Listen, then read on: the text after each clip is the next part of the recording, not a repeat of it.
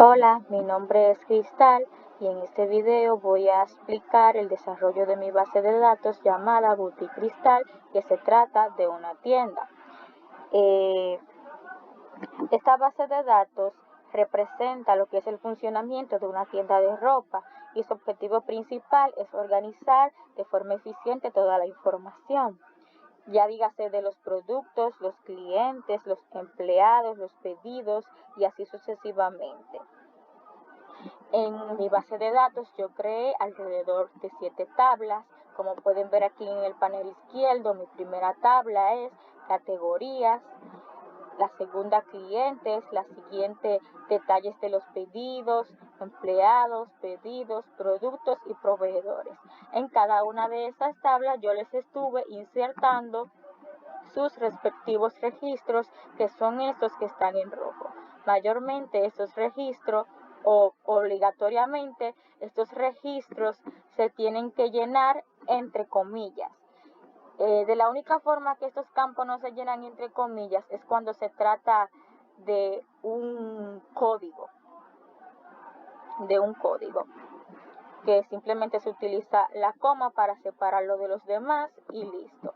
A continuación también les estaré hablando sobre los tipos de datos que yo utilicé.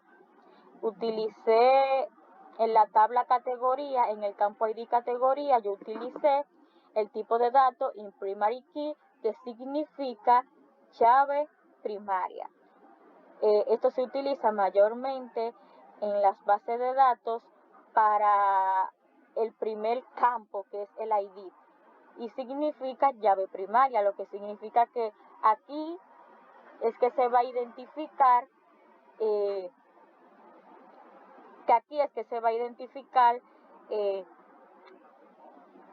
los demás registros. También tenemos el tipo de dato bar chart, que se utiliza para insertar textos. El número que tiene aquí al lado significa que los datos que tú le vas a insertar no pueden pasar de 50 caracteres. Tienes que ser de 50 exactamente o de menos. Este número tú lo puedes actualizar conforme a la necesidad que tú vayas a utilizar tu tabla o de la forma en que la vayas a llenar, tú la puedes actualizar. También tenemos aquí el not null. ¿Qué significa not null? Not null significa que los campos no deben de quedarse vacíos. Este se utiliza cuando obligatoriamente los campos tienen que llenarse. También está null, que significa que no es obligatorio llenar ese campo. Este mayormente se utiliza cuando no es de suma importancia o de suma obligación llenar un campo. También tenemos el tipo de dato day, que se utiliza para la fecha. También tenemos el tipo de dato bit, que se utiliza para los datos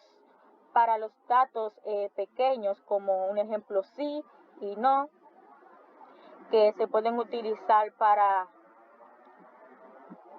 confirmar algo. Por ejemplo, esta base de datos está activada.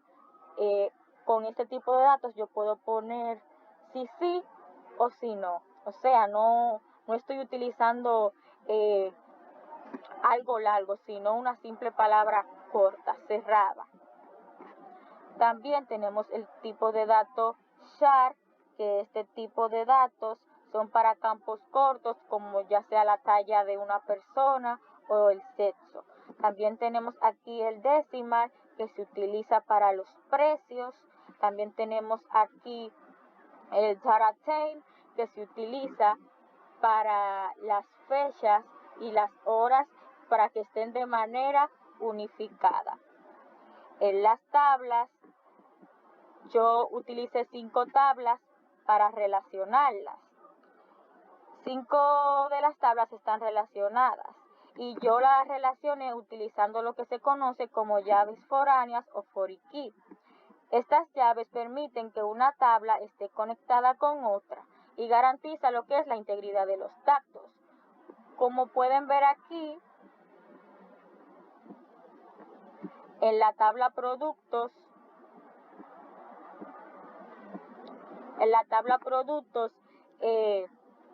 yo unifiqué la tabla productos a la tabla categorías mediante su campo ID categoría, lo que significa que al momento de yo hacer los insert, tengo que tomar en cuenta que el